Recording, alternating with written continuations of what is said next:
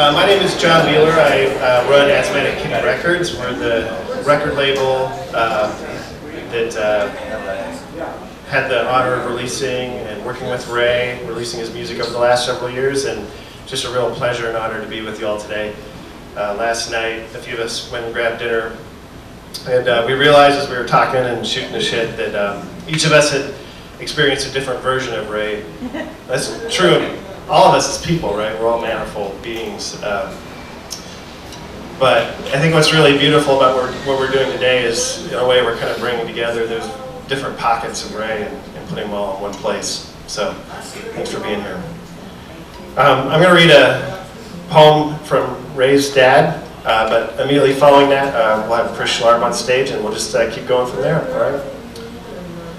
This is called The Late Train for Raymond Byron by Ron Raposa. Inside the old train station, with no posted destination, too late for spring vacation, so early for decimation. Might as well tell them Memphis, and that might be where it is. But it didn't work for Elvis, better cross that off the list. An American songwriter, your castanets held higher, until performances in Utrecht gave way to disappearing tricks. You built a grand cathedral from stained glass and cabin walls, but a voice down the hall kept saying, just one more last call. And someone thought they heard Ray say, glory Lord, I'll fly away.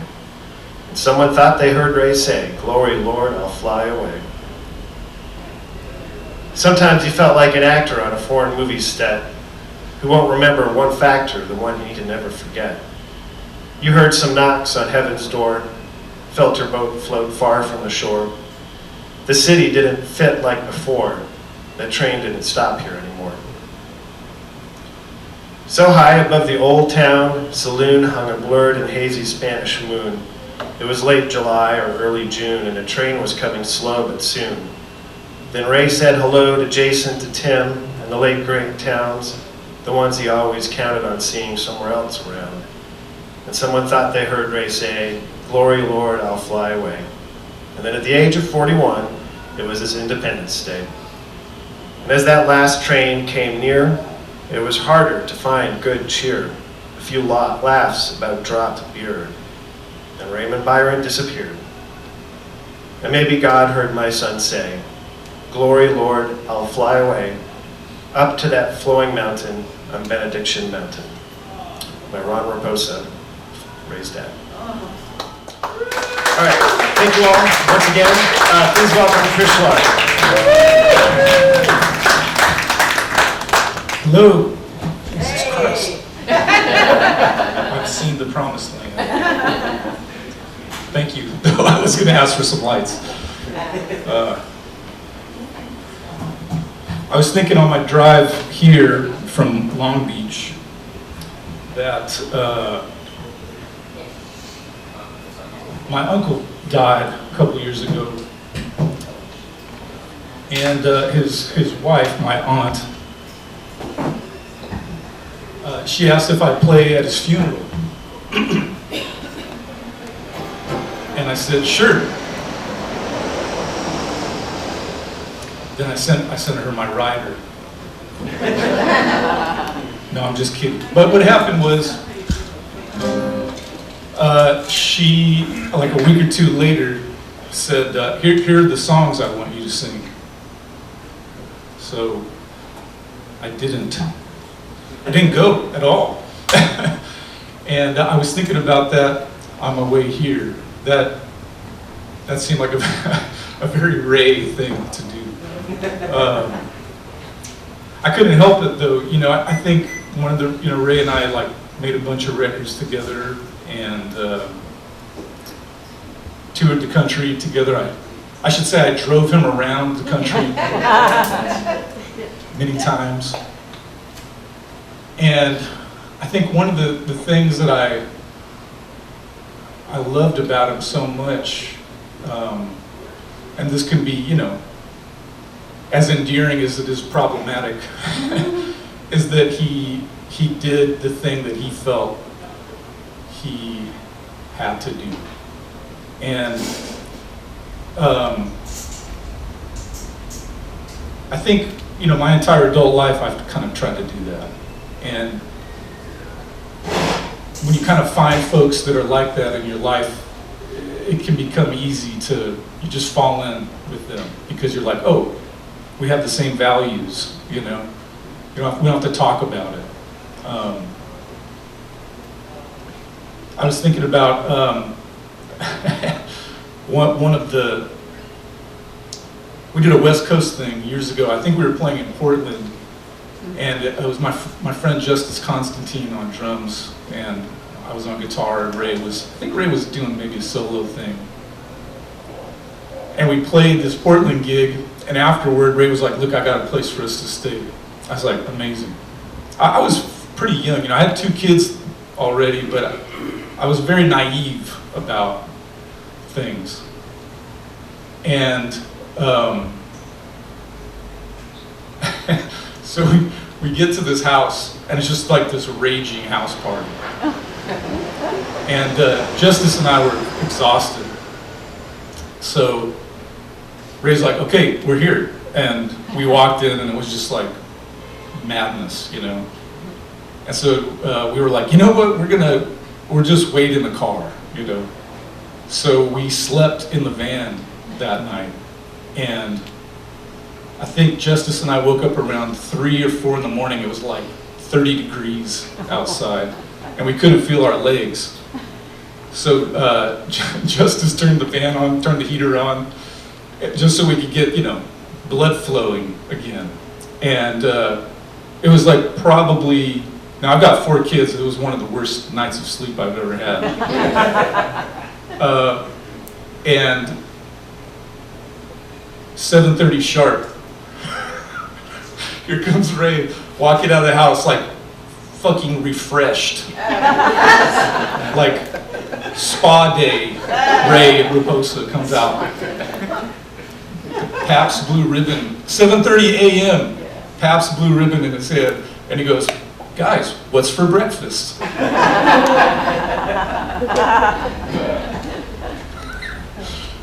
This evil. I'm just going to play a couple of tunes. This is the last tune that he and I ever played together.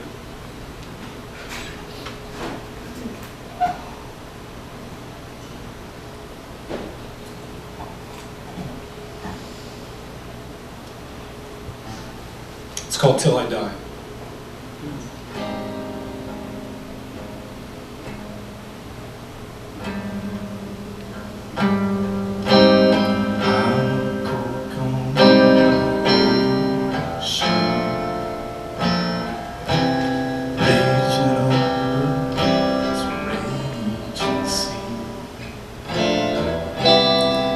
How deep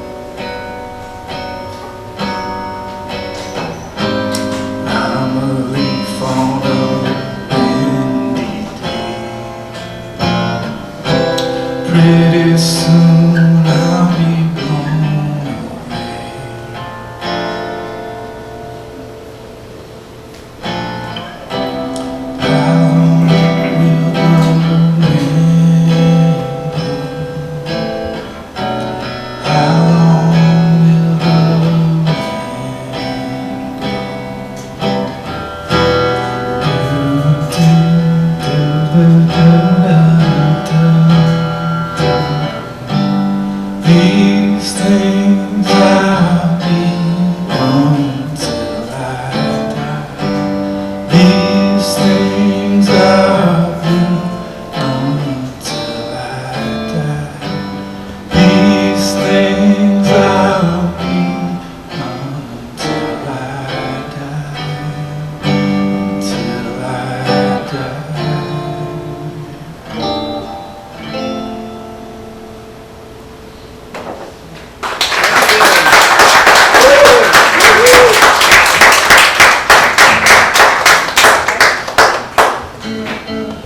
That was a typical, we cut that song. I recorded it that morning, and then Ray and Sufjan and Nadell met me at this place called The Farmer's Daughter. It's a hotel in LA. I cut all their vocals sitting on the bed in this hotel room. But I found out the day before, Ray calls me and he goes, hey, we're gonna be in town, we gotta cut that song. And I go, yeah, I haven't recorded it yet. So, I did. I wanted to call Nathan Hubbard up at last minute to come play drums on a song that he's never played before. Yeah. We were all students in some funny way. This is a tune that I wrote with my friend Steve Wynn, who's in a band called the Dream Syndicate. And it's called Why Should I Wait? And I wrote the song about myself. And then the more I sang it, it reminded me of Ray.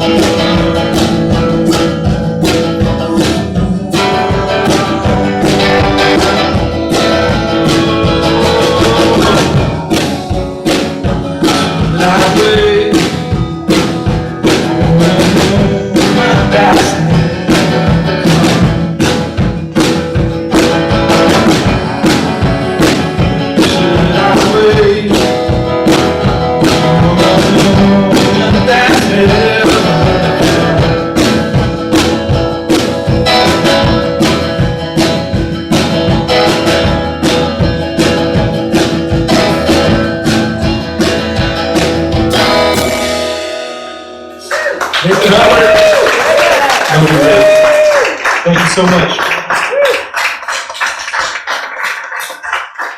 I currently live in Maine, but in 2005 I lived in Massachusetts, which is when I met Ray. He had just put out the first Castanets record, Cathedral,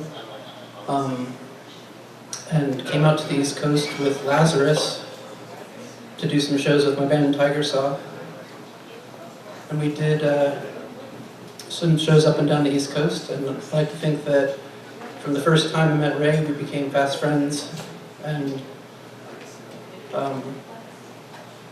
we shared stages together between 2005 and 2010. And he was magic, just like his name. I know most of you, I think, knew Ray.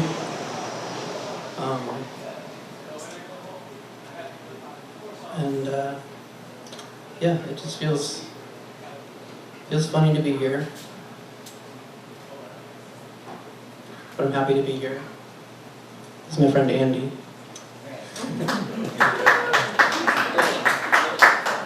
So I'm going to play 2 songs for you. And the first song is the first song on the first Castanets record called Cathedral 2. And I've probably played this 1,000 times, but not actually me playing it. Anyway.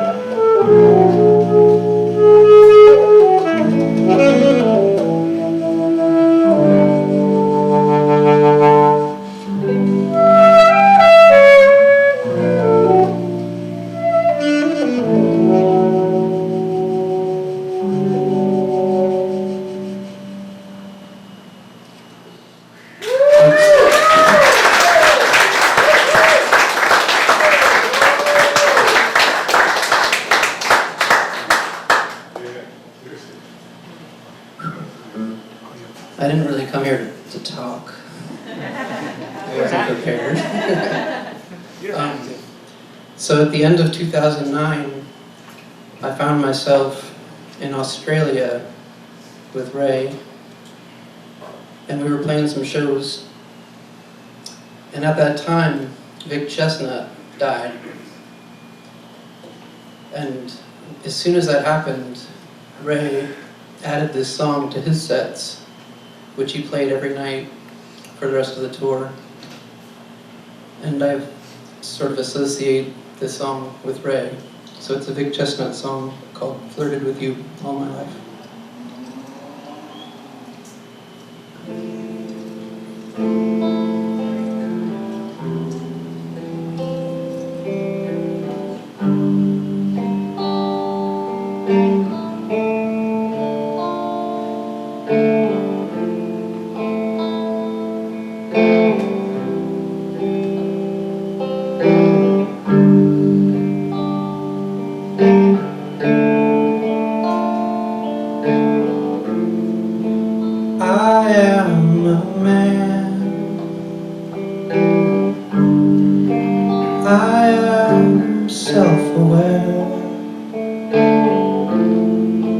Everywhere I go, you're always right there with me. Flirted with you all my life, even kissed you once or twice. To this day I swear it was nice. Clearly I'm not ready.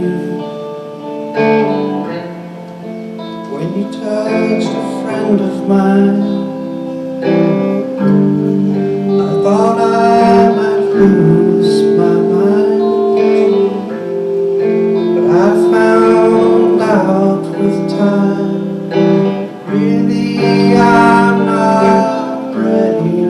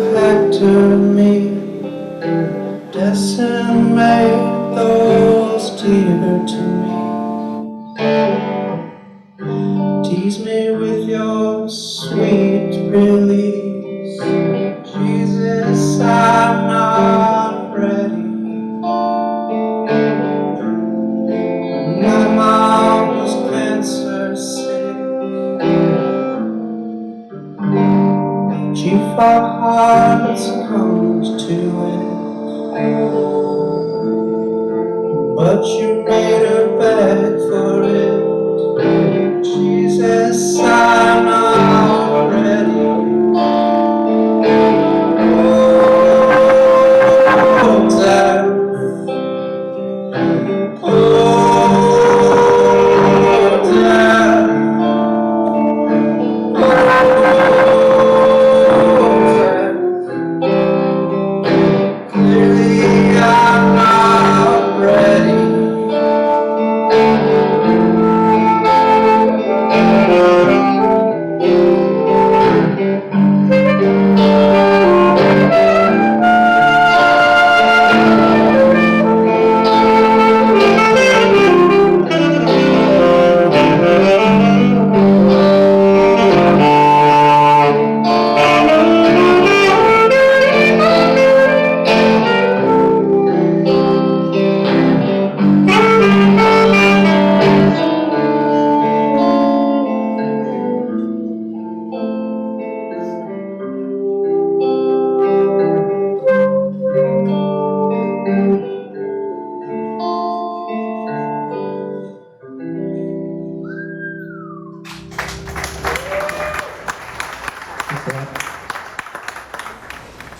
we at the label felt compelled to talk to Adam Gnade, who did a lot of writing for Ray. In the industry, we do this thing called one-sheets, where you get a bunch of marketing stuff and put it in a piece of paper and try to pitch it to journalists so they'll review it maybe. Adam Gnade wrote most of Ray's one-sheets and brought a sense of humanity and dignity to a very banal process. And so I reached out to Adam to see if he would write something on behalf of the label, and he did, and I'd like to read it for y'all. It's long, thorough, and so we're going to read it in 3 parts. And again, this is by Adam Gnade. The Light and the Colors, a celebration of the life of Raymond Byron Magic Raposa. Edited a hair for length, sorry. The first conversation I had with Ray Raposa was an argument about the chronology of early Bright Eyes albums. This was at a party in Ocean Beach more than 2 decades ago.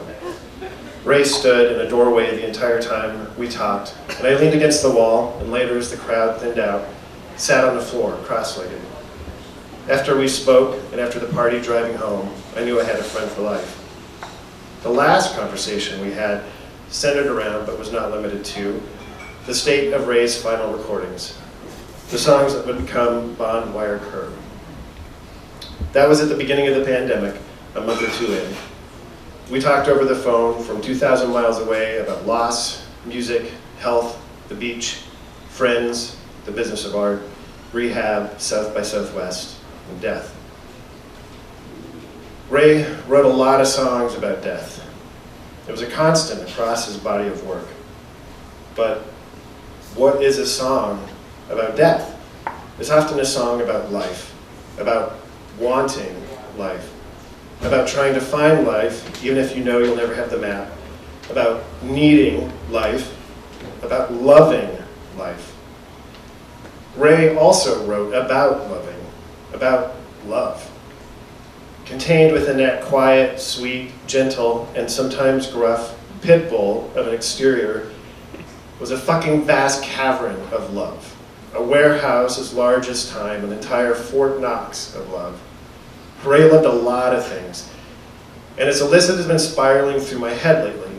He loved basketball, and he loved the TV show Lost. He loved it. He really did.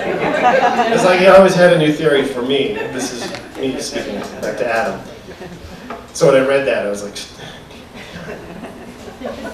he loved everything from Elliott Smith to Toby Keith. He loved Hank Jr., Lungfish, towns, swimming, the desert, jokes, movies, improvisation, surfing, noise, strip clubs, wandering around the city, any city, Mexico, country music of all kinds, hip-hop, pop songs, punk rock. And he loved a lot of people. And we loved him too. So this is a celebration of the love in Ray Raposa and the things he left us with and the ways in which he left them. This is Adam speaking again, knew Ray for years before he said a thing about his own music. When Ray gave me a CDR in 2003 for his unreleased first album, What Kind of Cure, he told me, "Hey Ned, check this out sometime." I didn't say anything else about it, even that it was his music to begin with. Written on the silver face of the Memorex CDR was "Cast the Nets," and that was all. At home that night, I knew by the first verse it was Ray's music because the Raposa voice is a voice all of its own. Both sung and spoken, there is nothing like it. High and reedy, gravelly and low, swaggering like a buck stepping out of the woods, or as gentle and colorful as a field of California wildflowers as you drive past on the freeway. You know a Castanet song as soon as the vocals begin, just like you knew it was Ray on the other end of the phone without him even saying, "Yo, it's Raposa." That voice, a thing I loved and still love, was like the weeds of spring love sunshine after a chilly night. And I miss it now like those same plants miss the sun during long darknesses. I would tell anyone who doesn't know the guy's work about Cathedral first. Raymond Carver has a cathedral, and Raymond Raposa has one too. Both are full of stories of life on this earth in this time, held high and sturdy by lean, concise, pared down writing. Our Ray's writing is somewhere between the cold mountain poems of Hanschen and Steinbeck. Steinbeck in the sense that Ray's is a coastal perspective, but also informed by the structure of both biblical and classical literature. Cathedral begins with horns and guitars as slow as a minecart clacking up a steep and deadly track in pitch blackness. Cathedral 2, your feet on the floor sounding like rain, is haunting and graceful. It's quietly noisy, ancient and modern, and its 3 minutes and 12 seconds set the stage for the album to come. Cathedral was a record that resonated with people upon contact like the thrill of an alien sighting. Our friends, friends of friends, and so many strangers across the globe immediately said yes to castanets first. Cathedral feels like a journey through some dark and eerie land, the tracks sagging into each other with clattering, derailed noise interludes that are just as important as the songs themselves. It's a gothic kind of Americana that's neither country nor not country. It exists in a place between the Blackheart Procession and Cat Power's Moonpix, or maybe Michael Hurley and Sonic Youth. It gets fast, angry almost by the third track, Industry and Snow, which drifts satisfyingly into You Are the Blood, the best song on an album of bests. You are the blood flowing through my fingers, all through the soil and up in the trees, sing Ray and Bridgit Jacobsen, then to Cook, also a bell tower and one of Sufjan's Illinois makers. Cathedral is a night train ride through time, and in your sleeper car you pass farmhouses leaning as they fall before your very eyes to moss and vines. And farther still, silent parties in the distance through bright lit windows dotting an inky velvet expanse. Then, empty gray freeway lit by a light that is not sunset or sunrise, but maybe a fire ahead on the horizon. It's an album about love, self-destruction, bad influences, bad habits, fellowship, severance, faith, and patience. On the surface level, it's beautiful. But deeper in, you could swim down for miles, and the wreckage and the curiosities and the wonders you would see would be both glorious and terrifying. All right, well, I'm Jason Stinson, and Raymond was my brother-in-law, and so got a lot of time to spend over the years with him. And as I started to kind of work on these songs, there was the first song that I wanted to play for sure was Emma. I have at my house about 3 years ago, Christmas Eve. It was around Christmas. It wasn't Christmas Eve, but real close to it. We would record songs in my house a lot, and so the song Paris Trout that's on his new record, we actually recorded in my bedroom just at one 2 in the morning session there. And so that was always fun. We had a bunch of those. So I have a bunch of, or at least a few different recordings that Ray did at my house. And so I have the handwritten lyrics to this song at my house as well for Emlet. And so he always had this way, you guys know his voice, right? It's when I was trying to learn his songs, man, nobody can sing like Ray can sing. Because he could sing basically any key. He could go high, low, all over the place. And so he just had a different way of thinking about music, which was beautiful. And I don't necessarily write songs that way. I was always very much structured and, verse, chorus, verse, bridge, type stuff. So he always helped me kind of think outside of the box there. And so even learning his songs, I'm like, man, this song doesn't really, it just ends. It just ends and it's over. So, but that's okay, So anyways, I'm going to do my best here to try to bring justice to someone who yeah, we all love very much.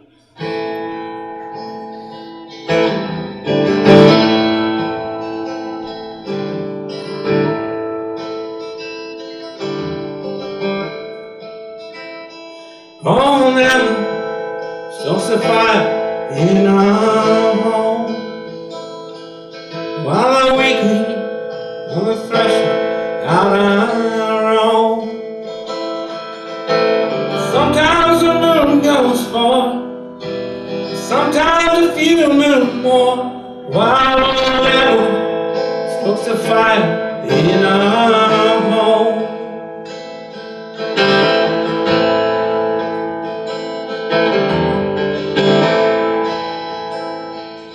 We hauled up next to nothing out near the river mouth and cursed our way to the bay down south. While them other crooks him down with some morphine and stared into that fire. Dreamt one creature in one river. It's hard to sit on this bench.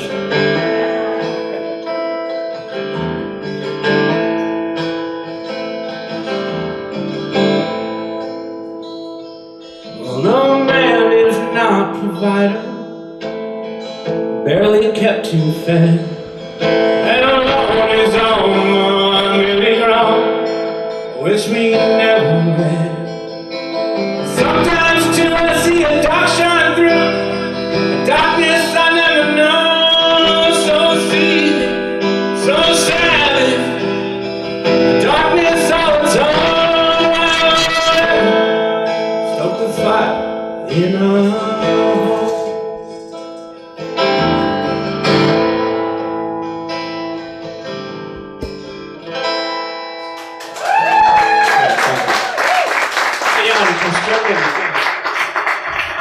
I'm more of a standing type of person. So whenever I sit, that's fine. Does anybody have a capo handy?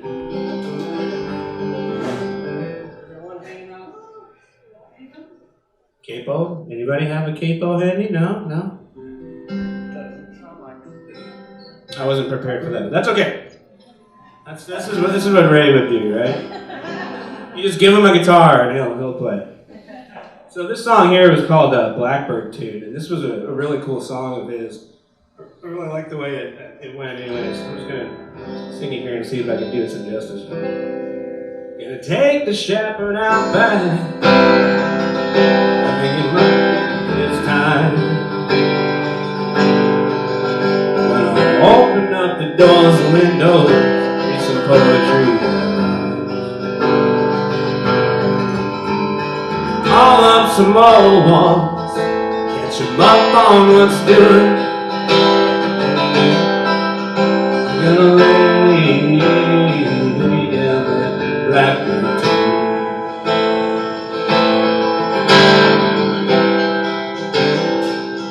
I watched the snow fall for hours. I heard a voice on the line. Met a friend from the deep end, but he was looking fine. Go down to market, catch up on what's doing. Gonna lay down that blackbird tune.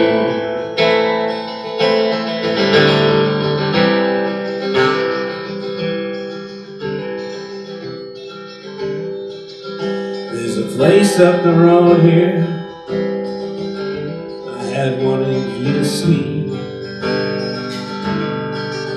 It's a sweet little visage spinning all of my dreams. Take you out dancing to the blackbird tune.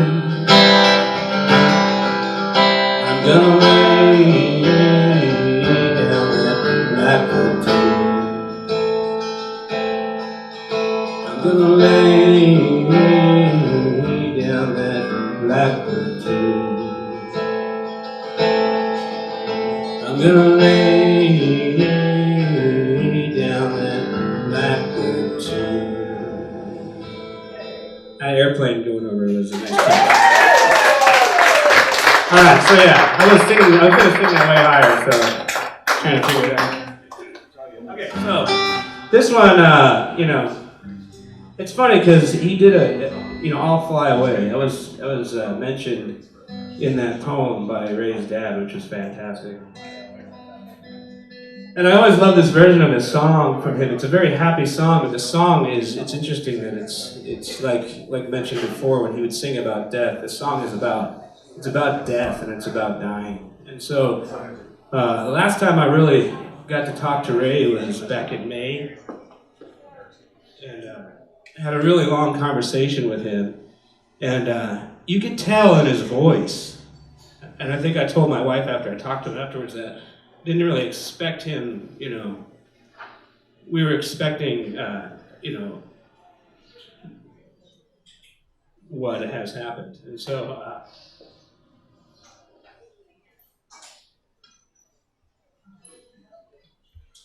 but he was one, as mentioned even in that last poem there, that was very biblical in what he wrote. And so I guarantee you that when he sings about being on that celestial shore and being in heaven, that he had every intention on being there when he died.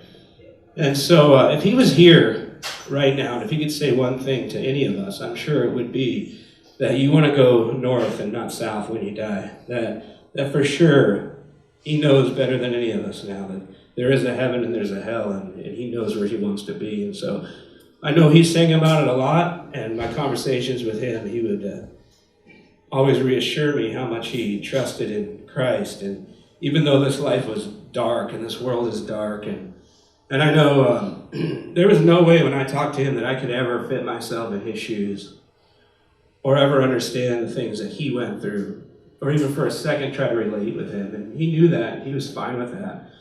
And but he had a hope to him, you know. He always had a hope.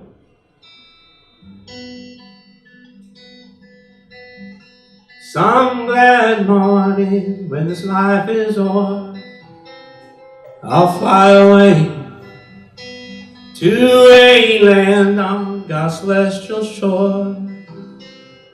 I'll fly away, I'll fly away, your glory. I'll fly away in the morning when I die. Hallelujah, by and by. I'll fly away. Just a few more weary days and then I'll fly away to a land where joy shall never end. I'll fly away, your glory. I'll fly away in the morning when I die. Hallelujah, by and by. I'll fly away. Let's just sing this. I'll fly away, your glory. I'll fly away in the morning when I die. Hallelujah, by and by. I'll fly away.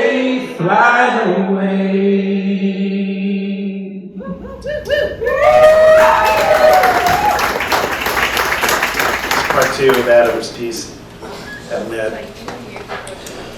When Ray's second record is Castanets. By the way, we asked Adam to just focus on the work, and he talks about Ray's life a little bit, but that's what he left us with, right? So, when Ray's second record is Castanets, First Light Freeze came out via Asthmatic Kitty a year later.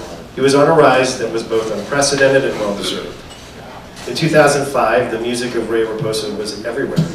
Your first experience of hearing a friend on the radio in an unfamiliar town can be a profound one. It's a feeling that says, yes, all this is happening, and it's happening now, whether you were ready or not. It felt as if all the fantasies we had about our scene and our friends were finally coming true. For the most part, that was overexcited, even presumptuous thinking, but not entirely. Some of us rose, some of us stayed put, some died. I'm reminded of the lyrics from Ray's Some of My Friends Off Little Death Shaker. Some wrote some choruses, some stopped at one verse, some had just one line so damn good it hurt and they walked away. Not everyone's dreams come true. Most don't. What Ray had for a while, though, was what most of us wanted above all things, whether we'd admit it or not. The song is not the song, sang Ray, and he often meant that. The Castanet show was an exercise in transcendental improvisation, like seeing Dylan turn Simple Twist of Fate into Honky Tonk. Ray loved to change his songs into new creatures, and you never knew what face they'd take that night. I suppose some people don't like that sort of constant reinterpretation, but a lot of us love the adventure of it, and at a Castanet show, adventure is what you got. When an artist is on, it's a wonderful thing to witness. Ray called the moment when everything works the sweet brain. This is when your mind is ablaze, when every joke is the weirdest and the funniest, when your most absurd ideas hit target like a million archers firing a million arrows at the world's smallest target and hitting bullseye each time. The sweet brain Ray named also happened outside of his music, at parties, during talks in bars. And when he was in that place, his mind was a sparkling gem, both cutting and lovely. That's kind of how First Light Freeze feels. It feels confident. That's something I'm struck with listening 17 years after its release. Ray's work with producer Rafter Roberts is a thing of precision. It's beautifully loose. It's creative thinking. It's a minimalist tapestry of sound that felt entirely modern when a lot of bands from the same scene were getting down with the old timing. The song is not the song of the world. The album's third track has a clicky electronic beat and lyrics that remind me of Daniel Hayes, whom Ray spoke of often and fondly. 2 years and a lot of tours later came In the Vines. Ray's third Castanets album is a haunting, ramshackle kind of country music. This is the early game with Matthew Hoek of Phosphorus high and lonesome backing vocals as a classic country shuffle that evokes a summer spent on the road. It's a thing of mountains and rivers, soaring pedal steel, slow as a lazy afternoon down by the riverside. It's a song that seems like a piece of Ray's heart at that time, the kind of track where your spirit is distilled into 3 minutes and nothing more is necessary. There's a lot of history in this album, a lot of backstory, now held solely by those who were there and the few people Ray would explain his lyrics to. The track Westbound Blue is a song that feels good coming out of your mouth, a warm, dismantled country song where you feel Ray is in an okay place, a relaxed state of mind, singing not about demons but friends. Yeah, the demons would come back, but for the moment, friends take forefront and it feels good. A year later, Castanet's City of Refuge came as a surprise account from a desert motel. It is both Ray's most traditional and his most experimental album, with songs as close to gospel as he gets, though juxtaposed by tracks of pure noise. It is a divisive and wonderful album, stripped of nearly everything but noise and guitar.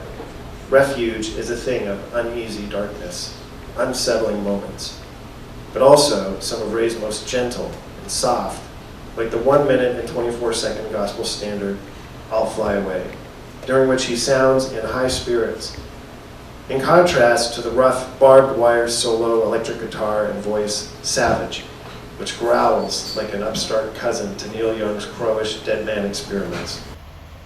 Upon the album's release, interviewed outside a Holocene show in Portland, while I and a lot of our friends watched J.B. Hunter play, Ray told the Spectrum Culture journalist the record was partially inspired by when, quote, you take a ride, and I'm trying to sound like Ray, I can't do it.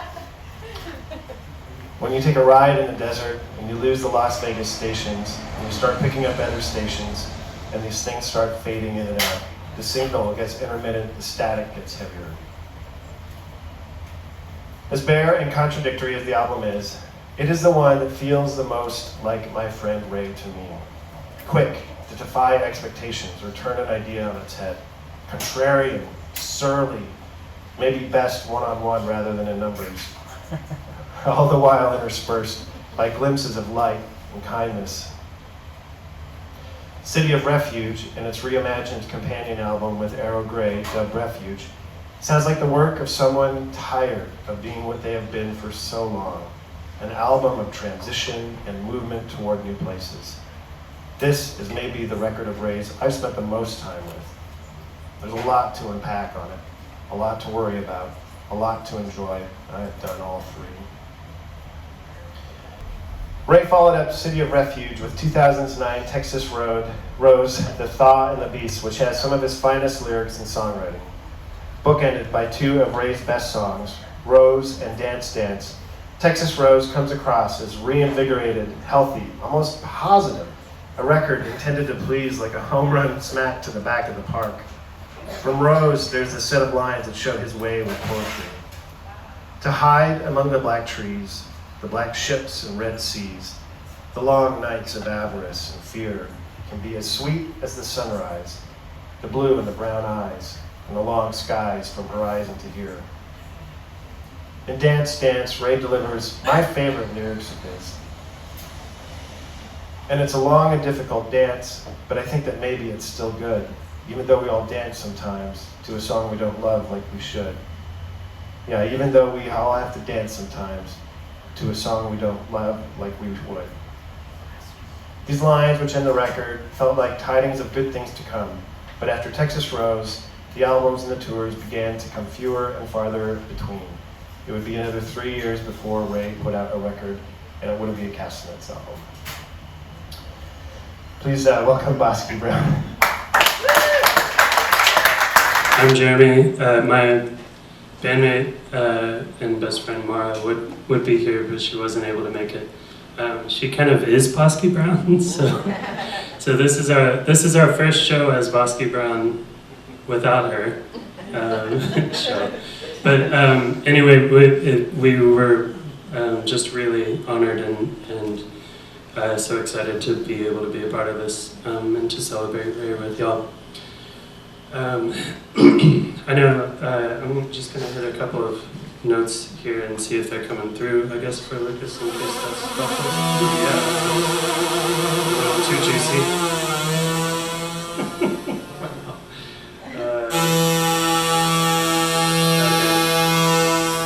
Okay. Sorry. Ray revolutionized pizza for me. I worked in Denton at this place called J&J's Pizza on the Square, where we had the old dirty basement, and that was basically where pretty much any band in Denton would sort of start. Like, you'd book a free show in the basement at J&J's, and you were paid in Schlitz and slices, and then like that's just where you played your first show, and so that's where we played our first show. It's where I was working when I first met Ray, and he came in to have lunch and just sort of like hang out for a bit during the afternoon after, I think it was the day after maybe he had played, and he asked me for a slice with no cheese on it, and this says more about me than it does him, but I had never fucking heard of that in my life. I was like, I'd had a friend in high school who was lactose intolerant and needed to order light cheese, and that's the closest I'd been to a no cheese pizza, and I did not understand him. I was like, I don't think you said the words you thought you said. You just asked me for a slice of pizza with no cheese on it, and he's like, yeah.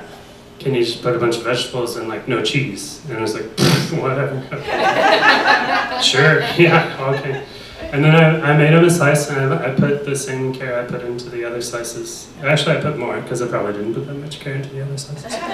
But I made him a slice, and he told me that it was like one of the best slices he'd ever had. And I was like, I don't understand how that's true. But okay. And so then, of course, like my curiosity was piqued, and so I had to try this, and I couldn't. I tried it, and it was fucking amazing. He was right, of course. I could not make myself a slice of pizza that had cheese on it for months. Like, I literally couldn't. It wouldn't. I'd reach, and it'd be like, nope.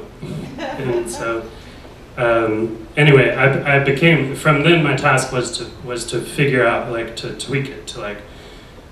To try and make the best no cheese pizza I'd ever had, and it's just like it kind of like got me kind of obsessed with that for a while, and it was a blast. I greatly appreciate that about him, among many other things that have more to do with what we're all here to celebrate, as far as like his music and like the parts of his personhood that actually matter. Anyway, I'm gonna really miss having Mara singing with me, because she is also the singer in Bosque Brown.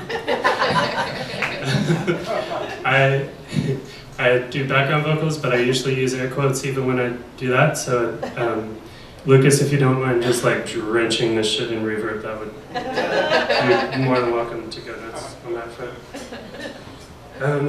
Okay. Also, yeah, the songs. Sorry, I'm taking a while.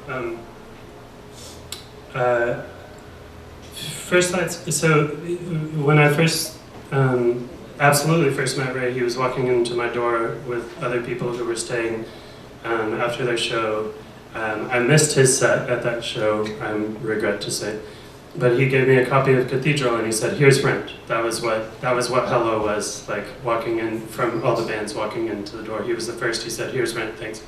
And I was like, "Okay, cool, thank you." And it took me a while actually to get to listening to the album, but it was in that pizza shop that I was listening to that album and was just fucking floored by it.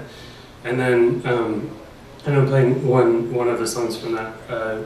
And then First Lights Freeze came around and just like blew my mind. And I was talking with Rafter about this last night. There's a lot of ways, like sonically, that record helped kind of like shape.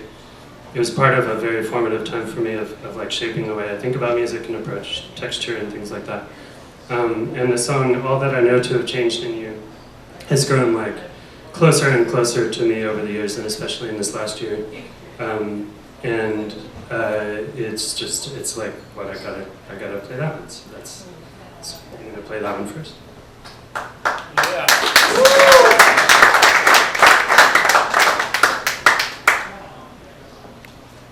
Lucas, are you getting the second one also?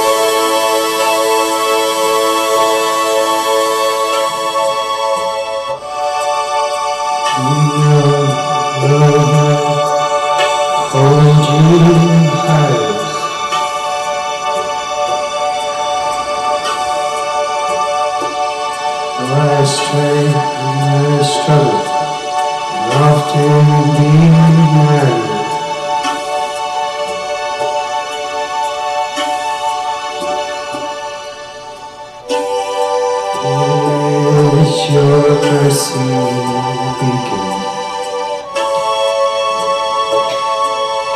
Which I may buy.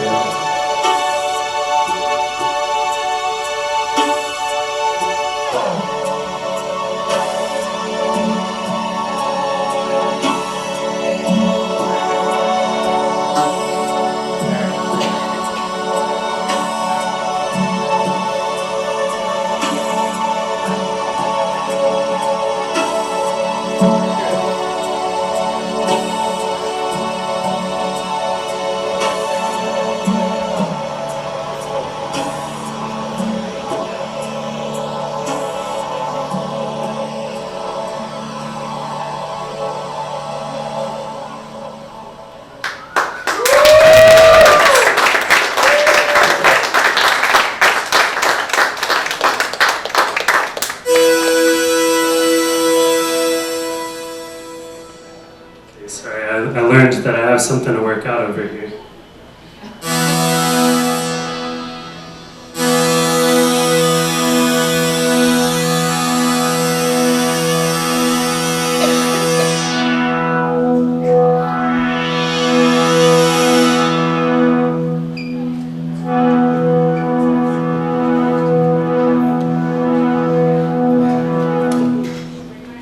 Okay.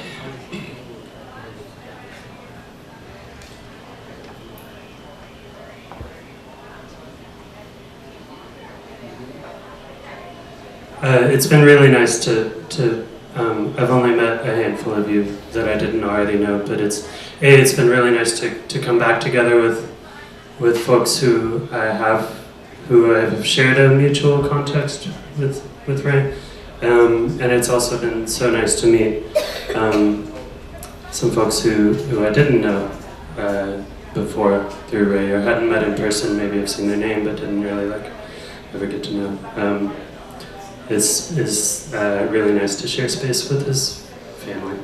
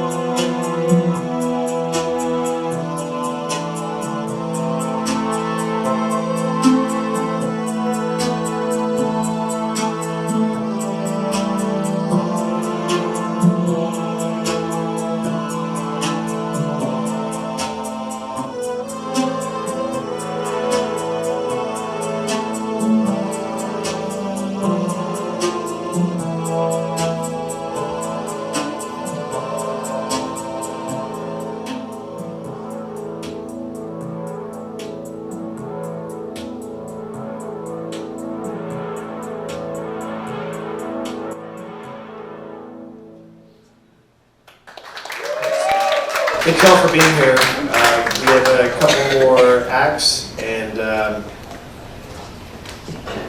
means a lot to, as Jeremy said, share the space with you and bring together all the pieces of Ray that we experienced along the way. So I'm going to read a little bit more from Adam Nad, and this is the piece that Adam wrote as a kind of career retrospective. So again, this is Adam Nad. Released in 2012, Little Death Shaker is credited to Raymond, Byron, and the White Freighter, and it sounds like a bar fight, like a fight song, like Ray in fighting form, triple fight. It's punchy and humorous, a rock and roll record from a guy who both loved albums in record album form and one-off hit singles. It is a record that wreaks havoc and loves the wildness of it all. The record's 13 tracks come from the Roadhouse and the Roadhouse parking lot, from the cabs of cars and the interstates of America. From those you love, you want statements of survival, proof that they will endure an increasingly difficult existence. And there's a lot of that across this album. Track 3, Some of My Friends, is a honky-tonk banger full of jokes and longing, not loneliness, which is different, but longing. The need to see those you love, the need to hear that certain someone's voice on the other end of the line, even though they won't pick up their goddamn phone from their room at the top of the floor. Of all of Ray's releases, this is the one you could throw on at a party. The one you could listen to on the gray mornings when you need to raise the battle flag. And 2 years after Little Death Shaker, Asthmatic Kitty released Castanet's Decimation Blues. This is one of my favorite of Ray's records.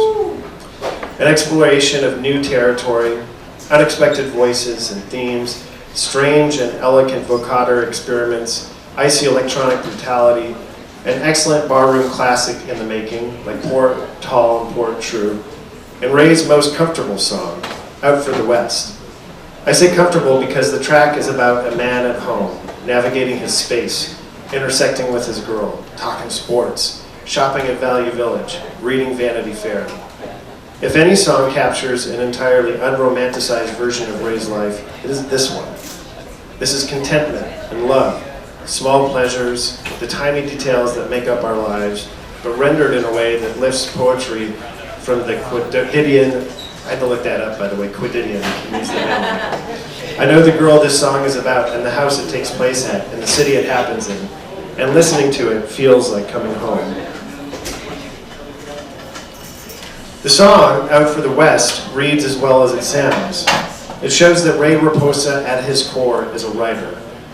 A well-read guy with a sense of how language works and how words, even spoken in conversation, can make music. It reminds me of a poem It reminds me of one poem of his published by Impulse magazine. I present it here because it is both beautiful and further evidence of what made Ray, his mind, his heart, shine like a piece of obsidian held up in the light. August at sea level, and the sun comes through the sheets. Release, retrieve, retain, repeat. It is morning here as it always should be morning here. See the mountain there? The sky on either side, like strong blue calves? I write to tell you, dear, that there is nothing I have hidden. Many things are immaculate, so few terrified. I am on my back now, listening to the broadcast and the call of the alley. There is very little rain anymore. I've sent cash per your request, and I hope you are well. Ray left us a great and diverse body of work, but beyond a couple of sheets of poetry, not much printed writing. And this makes August at Sea Level feel even more important, more human, more real. It's a set of words that could share space in a book of poems with Out for the West. When I read this one, I hear Ray talking, and I hear his voice and all its nuance, and for that, I'm grateful.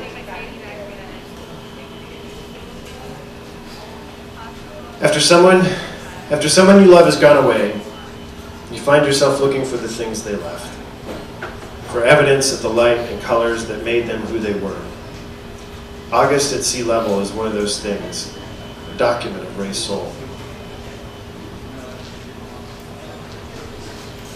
One of my favorite memories of Ray and his writing is walking up the sidewalk one night toward the Woodstock house where we were both staying.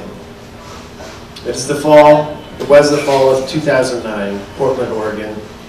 Audible, chilly, the smell of smoke in the air, no noise from down the boulevard, but quiet in the neighborhood. Maybe it would rain that night. Regardless, the leaves and pine needles underfoot were wet, the sidewalk soft because of it. And the houses lining the block, lights switched on as people settled in for the night. There were jack-o'-lanterns on porches and Halloween decorations, white cardboard skeletons taped to front doors, ghosts and black cats cut from construction paper, fake spiderweb draped in trees. Framed in the yellow-lit window of the Woodstock house sat Ray at the dining room table, acoustic guitar on his knees, leaning over the tabletop to write something down. I stopped mid-path and watched my friend write it, and it felt like life should be. Sweet, productive, safe, communal. By the time I dug my keys out of my pack and unlocked the door, he was no longer at the table or in the room, and the world felt colder for it. Ray had a habit of being somewhere and then gone, like a figure blinking out of a strip of film. You never knew where he'd turn up, just like sometimes you were surprised to find him gone. I feel that way still, surprised that he's no longer here, sure that he'll show up when I least expect it. I can't remember exactly where we met, but at some point Ray called me. This is like 2000, 2001 something. And he said, hey, I'm going to LA to sit in with Bonnie Prince Billy. Can I borrow your vibraphone? And I said, do you even play vibraphone? And I didn't, because I knew the question. So anyways, if you know what a vibraphone is, it's giant, right? And it's got metal keys, and there's a frame, and there's a pedal, and there's all sorts of... So he showed up to my house in this tiny little car, and I very gently took apart the vibraphone and took the resonators out and put them in a blanket, put them in the back of his car. Barely fit, and off he went. He said, "Oh, bring it back tonight." Sure, no problem. Never heard from him. He calls me, I think the next day, and he says, hey, I broke down in San Pedro, and I spent the night in my car. But I'm playing the Belly Up tonight with Bonnie Prince Billy. You should come to the show. I'll put you on the list, and you can get the vibes back. So, okay, perfect. So I go to the Belly Up, watch the thing, trying to figure out where Ray is. At some point, there's no Ray. So I go to, I forget, somebody was there that knew what was going on. He said, yeah, Ray left. Okay, great. So Ray calls me a day, maybe 2 days after that, and says, yeah, hey, I had to split. He says, hey, the vibes are at my apartment in OB, and I'm at work, but I left the door open. I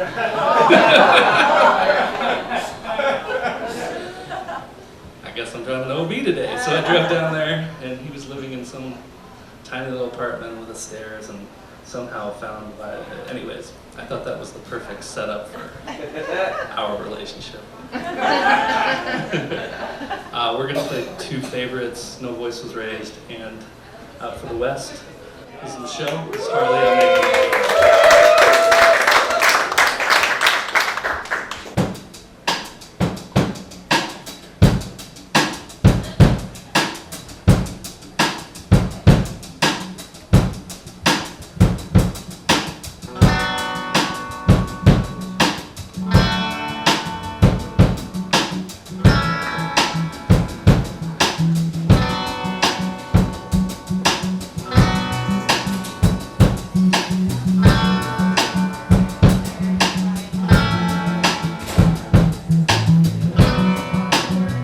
No one sentenced us.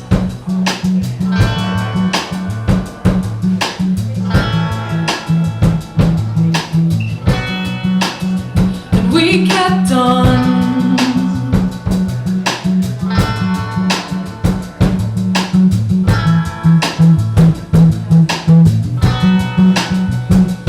Unbelieved.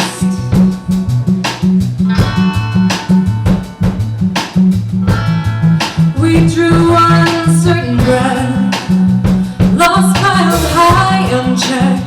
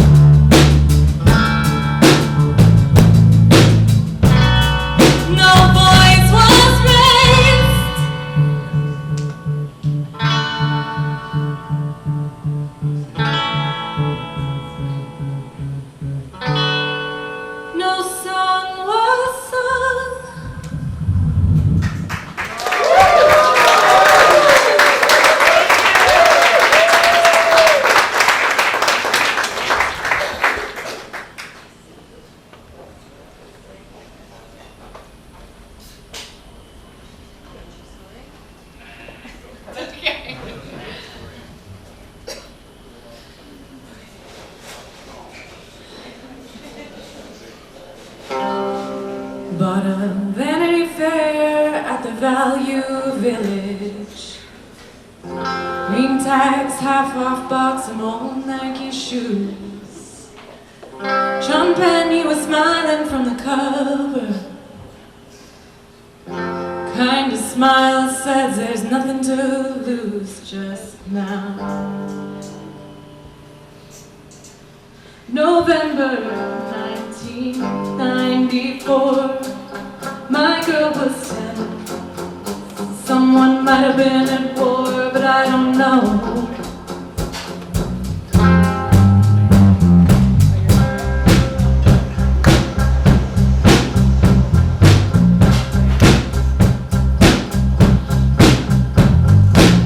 Rang up at $7.54 a day. 2 months left for the hours pay. Rain on the windshield, shine like diamonds in the sun. Age 28, and the Blazers have won OT.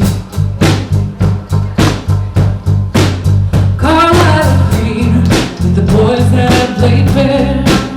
Lean in the paint, and the goals had been square. Jason Kidd and Odin were the last ones there when the cameras had gone.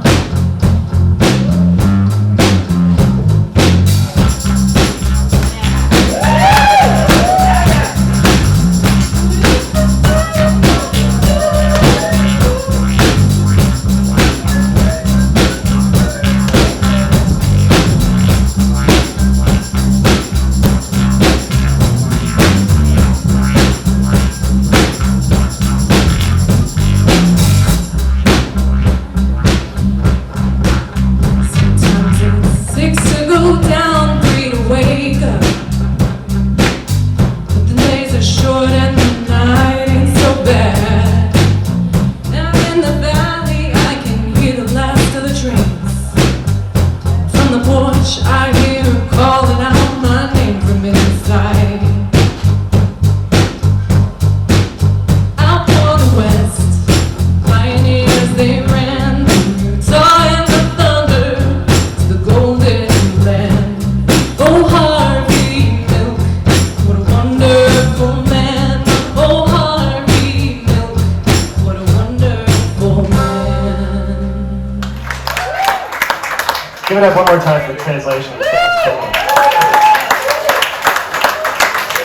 Out for the West, I have a lot of favorite Ray songs. Out for the West is one of my absolute favorites. I made a music video for it once. Put in like a week because I don't make music videos, but we were out of money. And it's free when you use the record label guide. And I thought it was great. There was this woman who followed me around. Basically, I put this camera in a shopping cart and went around a Value Village. I thought it was brilliant. And would throw clothes in and stuff. And this lady kept following me around, and she said she didn't have any teeth, so she kind of, I couldn't quite understand her, but we got to talking, and she was a sweet person.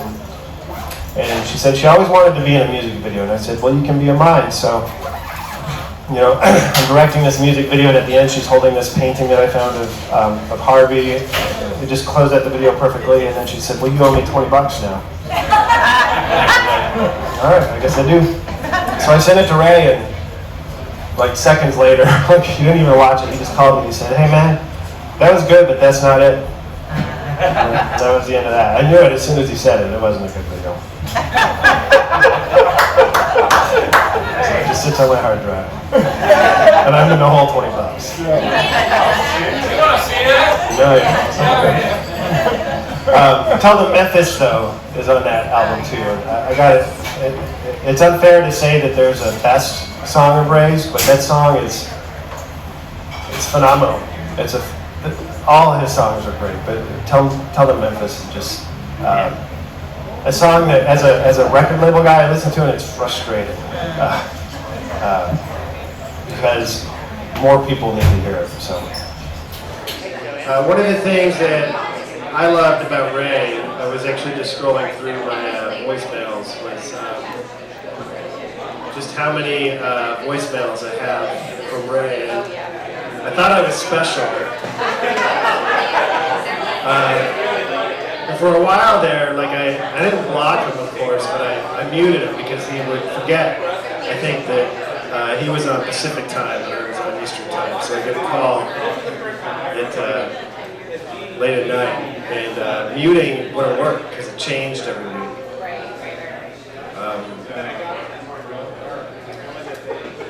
And I haven't deleted those voicemails, I promise. Hello. Like Jeremy from Bosque Brown, we lived forever in Denton, Texas. Jen, my wife, her family lives there as well. And we met Ray through playing one-off shows. And we just hit it off. We would just hang out, talk about basketball, surfing, music, whatnot. And it got to be where he would come, he'd be like, Michael, can I come for a couple days early for the show? I was like, yeah, because it was a blast. All we did, barbecue, and talk about basketball, esoteric music and such. And it finally got to the point where he's like, Michael, would you want to be like my noise rock backing band for the City of Refuge stuff at South by Southwest? I was like, yeah, that'd be great. So he came out for about a week, and we didn't practice. We practiced once. And most of the time, just had a great time hanging out, and it was great. Then near the end of that week, he's like, okay, Michael, I'm going to print out a list of all the shows I have to be at during South by Southwest. It's your job to make sure I get there and we play on time and everything works out. I was like, yeah. I was like, this is great. I'm going to manage Ray Raposa at the largest music festival in the world. What could possibly go wrong? So we go, and sure enough, we had like 8 or 9 shows. And to be honest, it went pretty well. We showed up at the right place at the right time, played the shows. It was great. It's a great album. And we just, there were times when the set list would change while we were playing the set, which was always exciting, a little challenging, but it was great. We had a great time. So we're done with all this, and I'm like, man, I did it. I managed Ray Raposa at South by Southwest. So we're walking, and we're like, hey, it was all done. We were all exhausted from all the shows. It's the end of the festival, and we're like, man, let's just get a beer. And so we go, and we, just some random bar, and there it is on chalkboard. The Castanets, 2 p.m. And it's about 5 o'clock. And I'm like, Ray, did we have a show here today? He's like, yeah, I guess so. So we think for a minute. I'm like, well, should we still get a beer? He's like, yeah, probably. We did, and it was great as the entire week. It was so great to hang out with him, and I met so many of you through him. It's wonderful to meet his family today, and just his spirit was always great and really informed our music as well. And I miss being able to trade what we record with each other. So today we're going to play a Willie Nelson song we covered together, and then 2 of his great love songs. Ray wrote the greatest love songs, and it's just great to engage with them.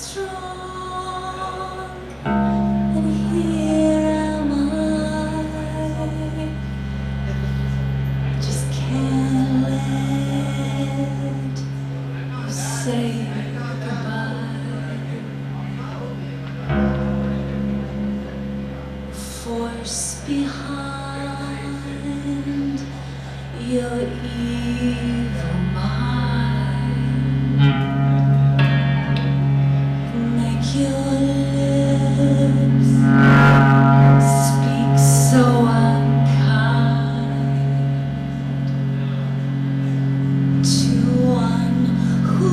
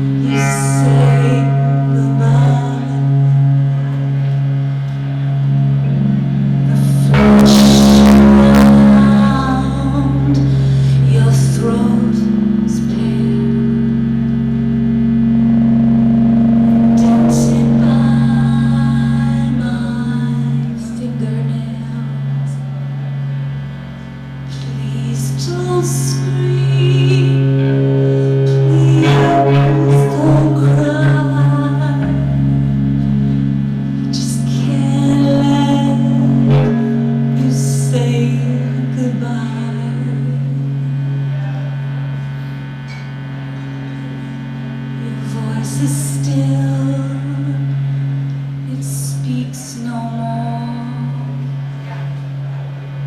You never hurt me anymore. Death is a friend to love and now you'll never say goodbye.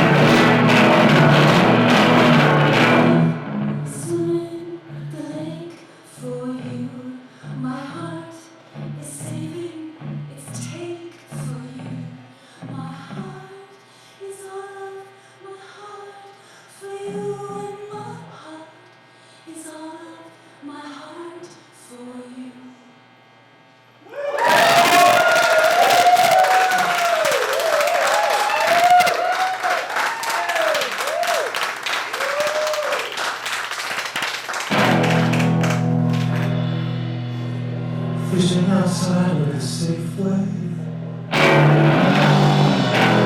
Lining up and chasing cars. Held hands with each other. On the bus when the city was ours. Somewhere in the blue. Somewhere in the blue. And you were always the hard one. So I did my best to keep peace. Backpacking some spray paint. Rather deck than show up in a race.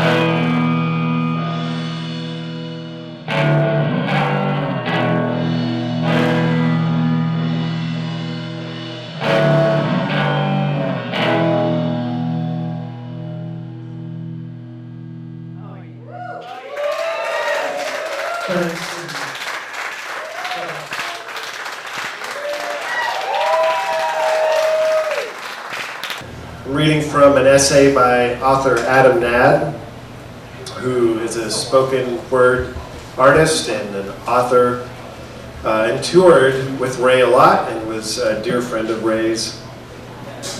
And Adam wrote this and couldn't be here, so I'm reading it on his behalf.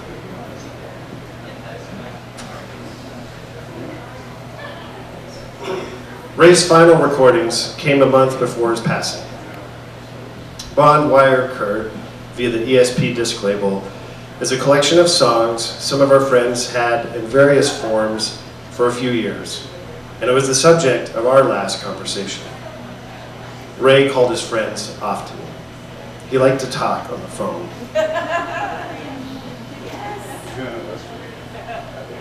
This is me. Every time Ray would call, if you're a parent, you know that the way to your heart is to talk about your kids. So when someone calls and, when someone asks and they remember details. So that was how Ray would always start our conversation. He'd say, "Hey bud, how are them girls?" And he'd remember what they were doing, what their names were, of course. I mean, that sounds like it's easy, but it's not when you're calling as many people as Ray called.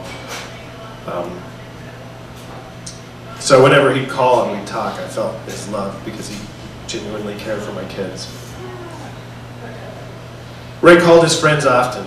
He liked to talk on the phone. He got chatty, lonesome, and in a mood he'd call you out of the blue and want nothing more than to catch up. He would tell you something along the lines of, "Hey, I'm just calling up the people I love." The pandemic in full swing, Ray left a series of messages on my voicemail one morning, and at dusk I called him back. That day he'd had a lot to drink, but he was in a tender, good-humored mood, and I'm thankful at the gentle paths that conversation took. While I paced the upper acres of the rural property I rented and had just been evicted from, he sat at a bus stop in San Diego, and we told our pains and woes briefly, then spoke of his record, how he had a whole bunch of songs recorded, but didn't care about the physical product anymore, how he had no plans to tour it, to sell it, do interviews, no shows, no press, just songs. He said there was a label interested that he thought he'd just put it on Bandcamp and be like, "Yo, there it is, do whatever you want." He told me anything else would feel like ego shit. But I could tell by the way he spoke of the album that he was proud of it, and he should have been. I don't remember how the conversation ended, but I know we told each other, "I love you." And I recall getting a SoundCloud link for the songs texted to me a few hours later, and then I texted back that night to tell him he'd done a good thing. Knowing that I love you is one of the last things I told Ray Raposa gives me some solace in the wake of his passing. This is Adam, of course. Any further solace I get is the solace I take from his recordings, and I go there often.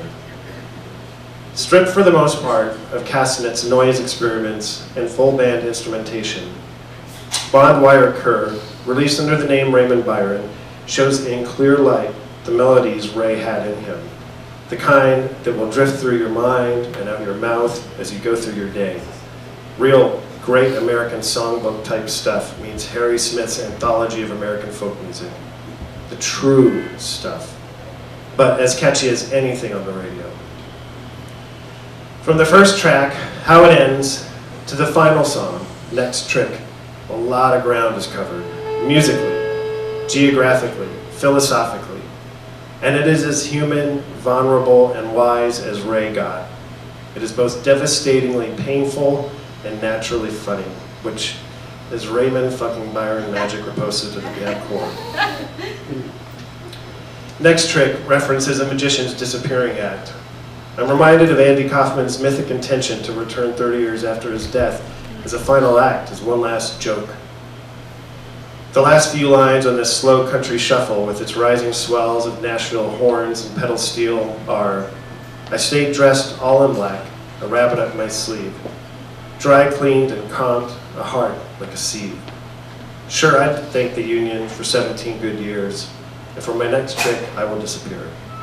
and for my next trick, I will disappear. If a magician's disappearing act implies the eventuality of a return, I've got this to say. Adam does, and I do as well. And it is the thing I, and I believe you, want desperately to tell our friend Ray. Anytime, buddy, anytime.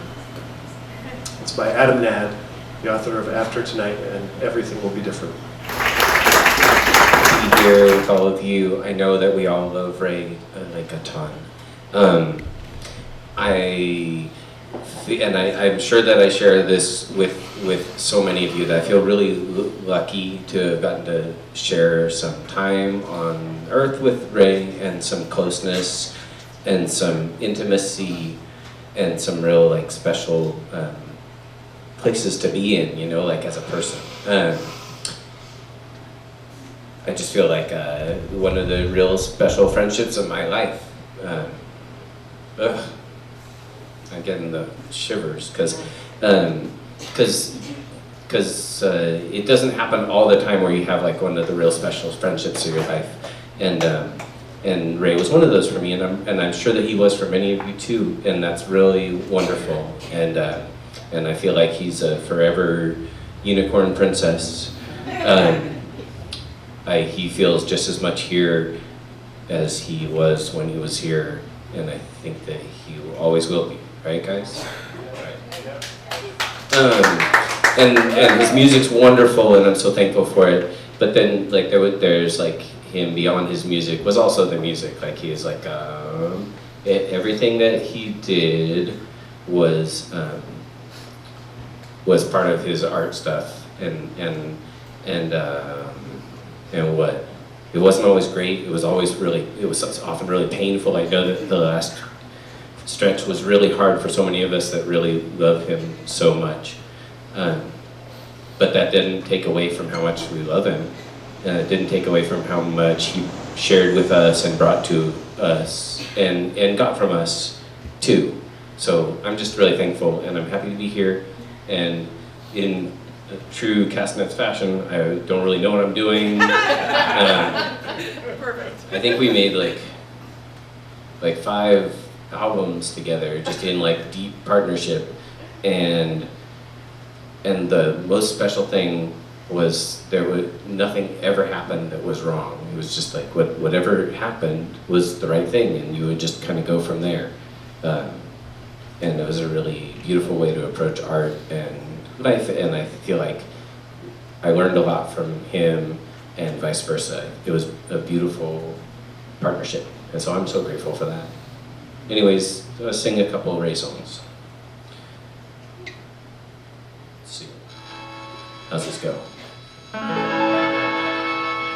do not want to explain, and I'm not going to.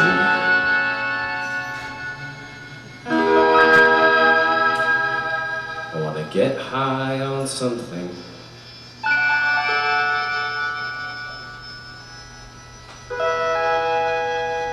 Dancing with someone.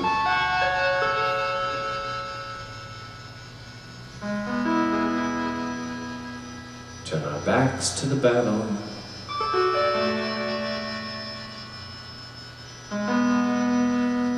I didn't see anything.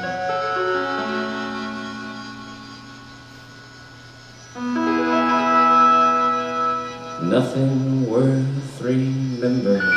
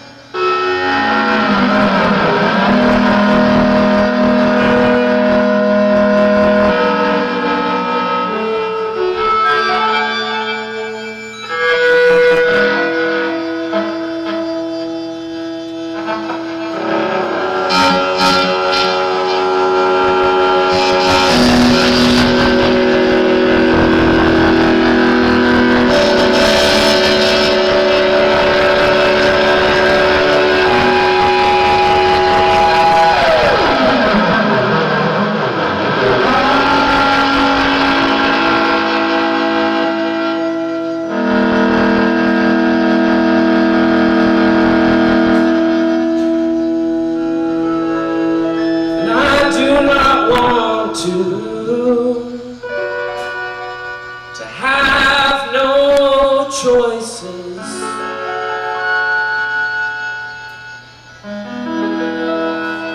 In between me and Annie,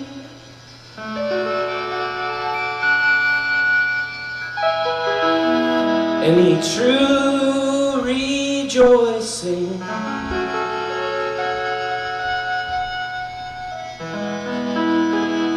I want to forget this reckoning.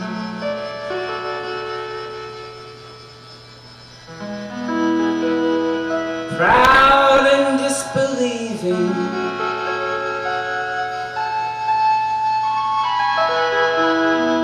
Get the hell out of Denton.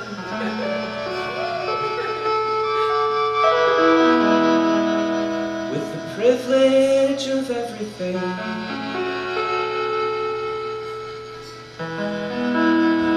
Alive truly in everyone.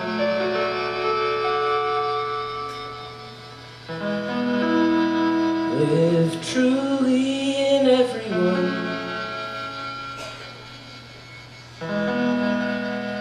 Live truly in everyone.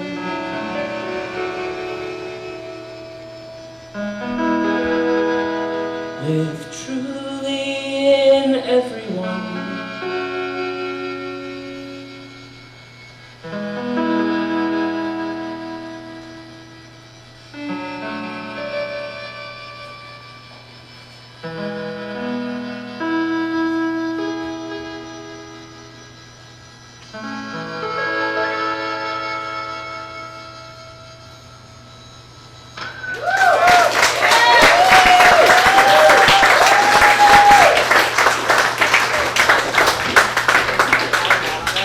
Thanks, Chris. I feel like we could probably all just tell Ray stories infinity for the duration, and so I don't even know if there's anyone that's worth sharing because you all lived it too. But I would say that when I started learning how to play the song that we're going to play next, I realized that I have a really bad memory. Like, I don't remember if I updated the firmware on the cameras last week or not, but I think I did. But is the code for the back gate still the same, or did we change it? Ah, fuck. I don't know, right? Like, I've got this ADHD brain, but when I thought about this song that we recorded 20 plus years ago, I remember like the shape of the circle that we were sitting in when we recorded it. I remember that I was facing north. I remember what the light looked like. I remember where Bridgit was sitting. She was like right there. And that Ray was sitting there and he was playing my blue guitar with the red pickguard. And I remember what the light was like. Like I had, like the whole thing is crystallized, and that was decades ago. And I think it was just really neat to like kind of drop into this memory. I remember how we laughed with Gabriel when he was recording the saxophone like the next day. Just the whole thing. We made so many records together, and if I put one of them on, I know everything that's going to happen the whole time, and I remember how much we laughed while we did them. Because as much as Ray has so much pain, right, which is what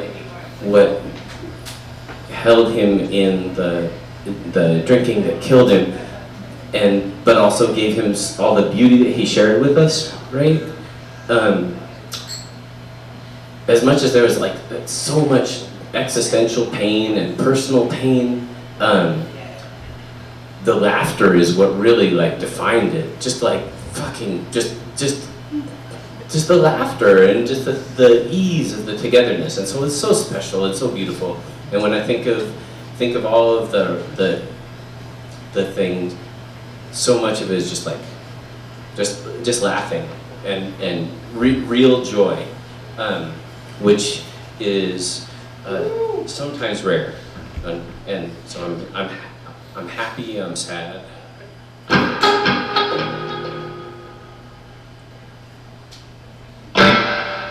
Yeah, I don't know. Okay, here we go.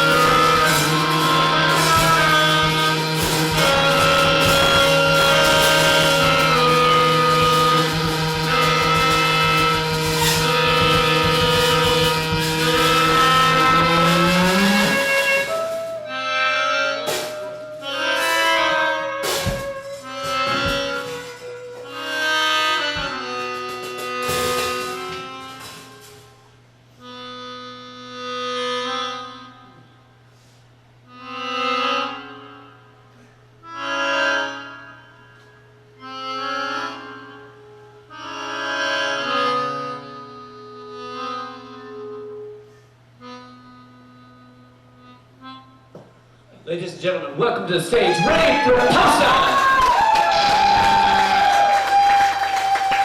Come on, Ray. He's just outside. I think if we clap enough, we can get him back on stage. Come on! One more song, Ray. Come on. He's in the van. He can't hear you unless you clap really loud. That's right, Ray. Come on, Ray. One more. I have this fantasy where that works. And it's like one of those Elvis fake death. Then he comes back on stage, the crowd goes wild, and I know it probably won't happen, but I have an active fantasy life, and that's really, really what a wonderful fantasy. Okay, thank you so much. I love you, Ray. I love you guys. We love Ray. What a beautiful thing. You know, for all the, for everything that Ray was, he made believers out of everybody, I think. I remember talking to Lowell a lot, who was maybe, I have yet to meet a bigger fan. Lowell Brahms is one of the owners of the record label, and you know, Lowell's a real gentle guy, but one of his frequent questions for me, who was responsible for running the label, was, why aren't we selling more Ray records? And I think to your point, Rafter, it wasn't just about the music. It was like Lowell desperately cared for Ray as a person and as an artist, and those things weren't different for him. So, but Ray had that magic part was that he made. That's the part of the magic, I guess, is he made believers out of everybody, and it was well held. So, please welcome Pall Jenkins, please.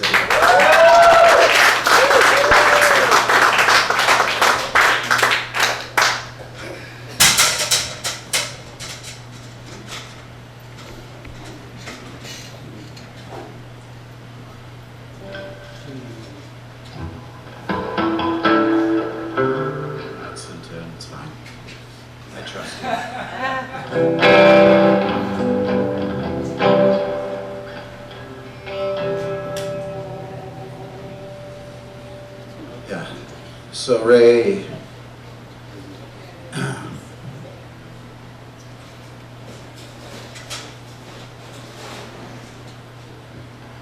Ray was a homie. If you knew anything, if you were friends with Ray, he was a homie, for sure. Absolutely a homie.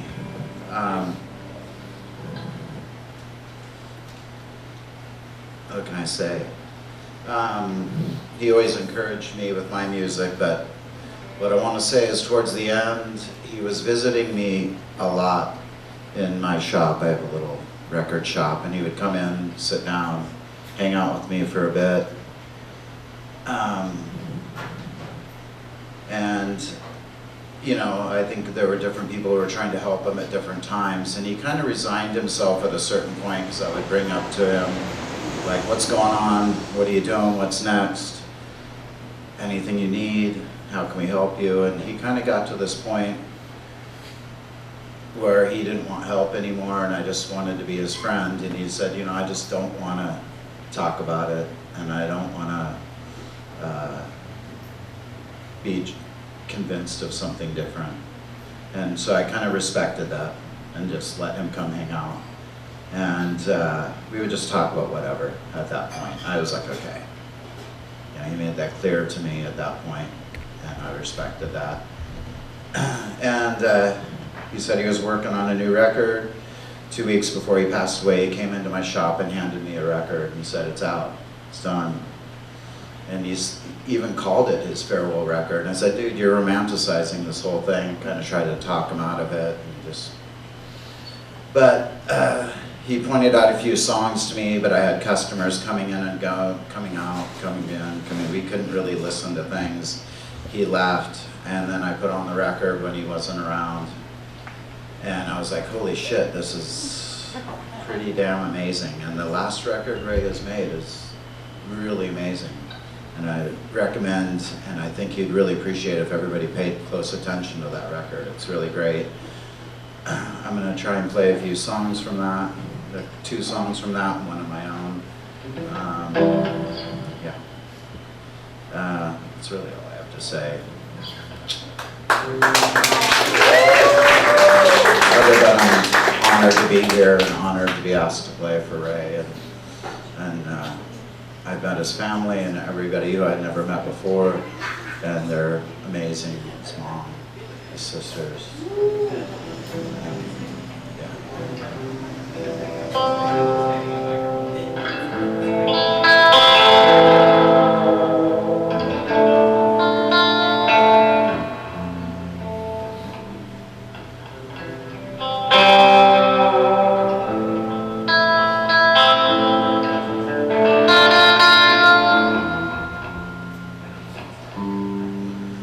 Remind me, if you could, how it ends. Is it any good? You know I've seen it. Oh wait, what I'd like to say, I do remember what I want to say. Because I want to start that over a little better anyways. Ray would totally do that. He would totally do that. He would just stop. And I need a drink. Because it's like, you know, we all know Ray had a little drinking problem, but fuck it, I'm having a drink. Yeah! Pear apple cider. Cool the nerves a little. It is a horrible thing in the music industry where that is always free and right there. Ray was kind of, what I wanted to say while I was singing those first two lines is he was kind of the master at these little quick little lines and things, and that's what I realized about Ray. He was really good at giving these quick little lines and kind of going away and just not giving you much more than those little lines. They were really potent lines, really amazing lines, and his lyrics were always really good and meaningful. And that's kind of how he was in general too. He'd pop into my shop and then leave, give me a smile, leave, you know, say something witty.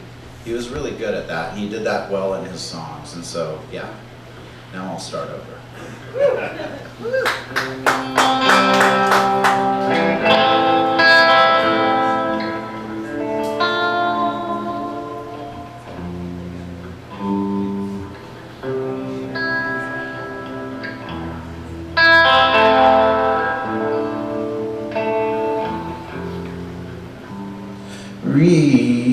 Remind me, if you could, how it ends. Is it any good? You know I've seen it once or twice before. A man walks blizzard slow, something about his animal I should have shown. He should have seen it coming, he should have known. The train rolls down the track, every time tall and fine, and the whole thing cuts to black. Every time.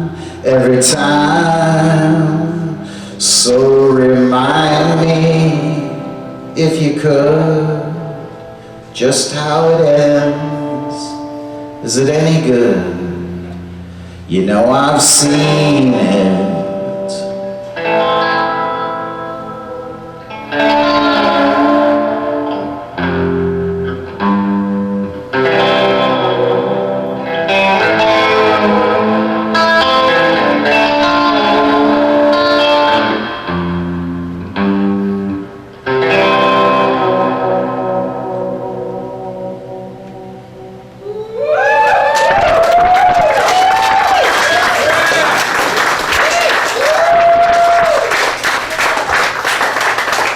That's the opening song of the new record, and it lasts like, I don't know, it's like 45 seconds or a minute and 15 seconds, and it's there and gone, but more potent than most songs.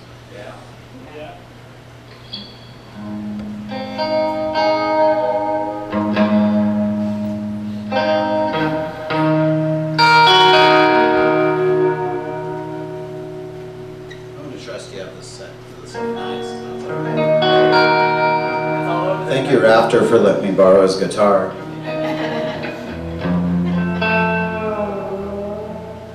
It's actually this chord.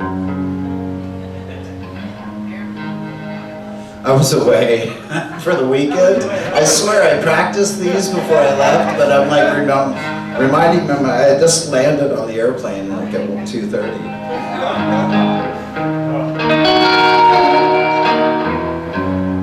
That's it, that's the chord.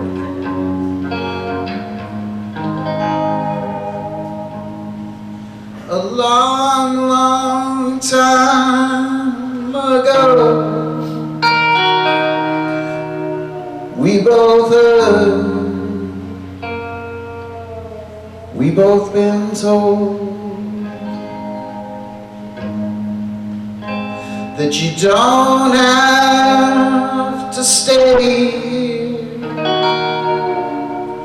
but you can't go home.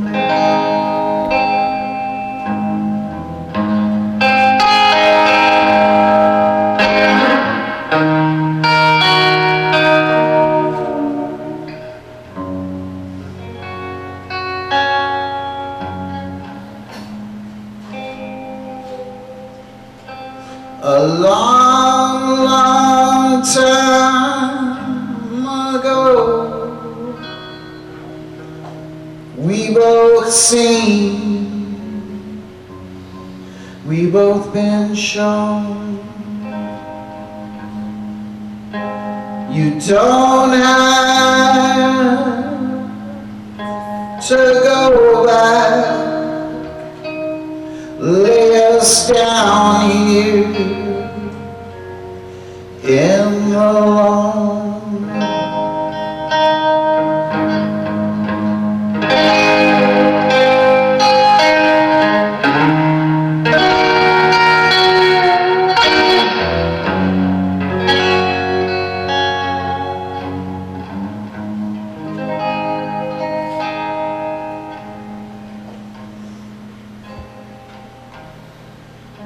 It's a long, long way to heaven.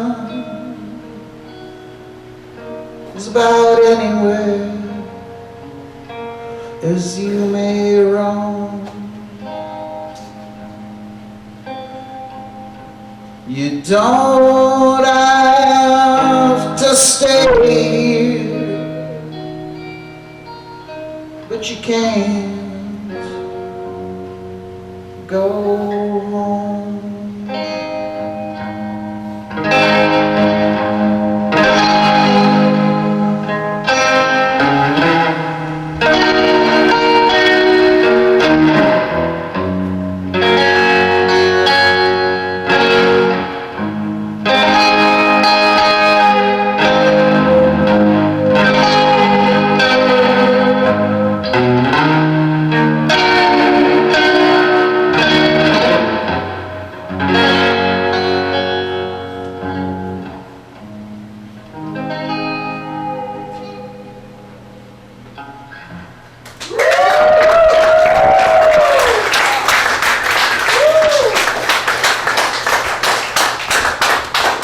Another shorty but goodie of his.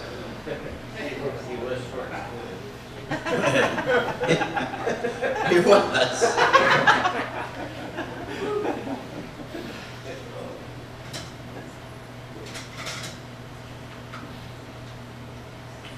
I'm going to play another of my own that I think Ray would appreciate. What the hell's going on here, Rafter? I don't know how to say it. Turned off the pickups. I turned off the pickups. Oh, pickups are on. Yeah, his guitar has way too many buttons for me. But I like it. I like this neck there, the head. That's not the neck, that's the head. This is the neck of a guitar. I learned that much. String. Strings? Tune? You want to go faster. You play like faster. If you want to go higher, you play right here. Then like metal or something. Wait, that was rock. All right, anyway.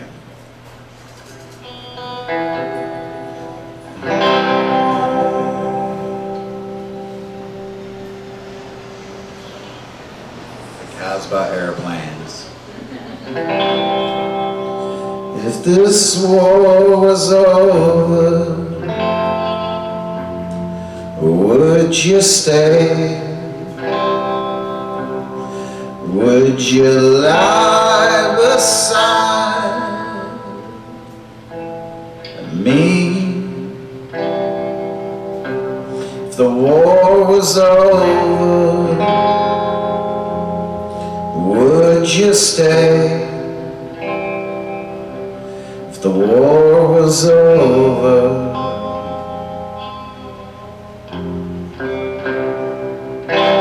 and if this war was over, I could go anywhere I felt with you. If the war was over and I lied away and dreamed of you, it won't be long, it won't be long till I'm home. If you wait,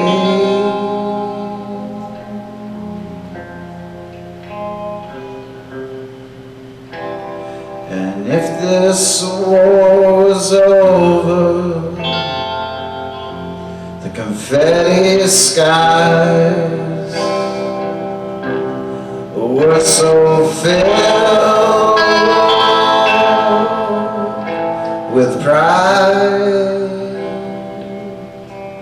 If the war was over, I lied away to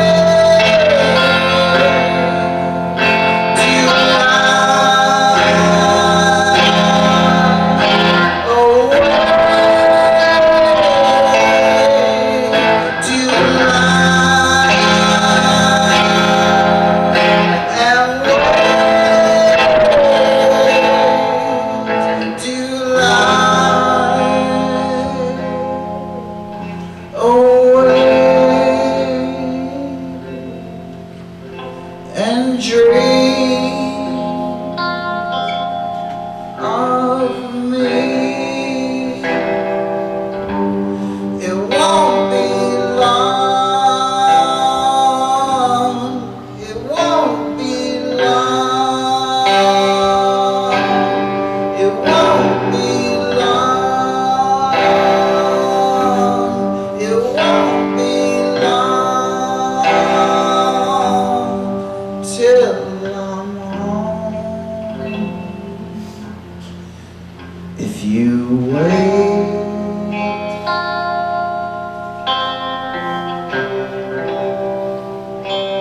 and now that the war's over, will you stay? Will you lie beside me? The war is over. It is over. It is over for me.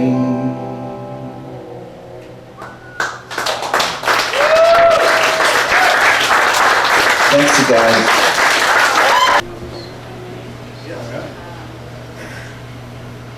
When I learned that you'll make it, right? I'll make it. When I learned of my son's passing, it was a real gift from God who comforted me. And he showed me, well, he told me the words that he said to Raymond. And it was, "We're done here, son. Come on home." And he showed me this vision, if you will, of two burly angels coming down to take Raymond home. And that song that we sang, Paul, about you can't go home. Wow, that really hit me because Raymond's home. And I'm going to sing the song to you now, and I'm not a performer, besides which I need my glasses. Okay, are we ready? Okay. And this is God speaking of me, okay? "We're done here, son. Come on home. You've been traveling this road for so long. You've been living your life and singing your song. We're done here, son. Come on home. I've sent along a couple big man angels. They're coming to personally fly you home. So you need not fear, I hold you dear. We're done here, son. Come on home. Come on home, come on home, come on home. No more wandering, come on home. Come on home, come on home, come on home. We're done here, son. Come on home.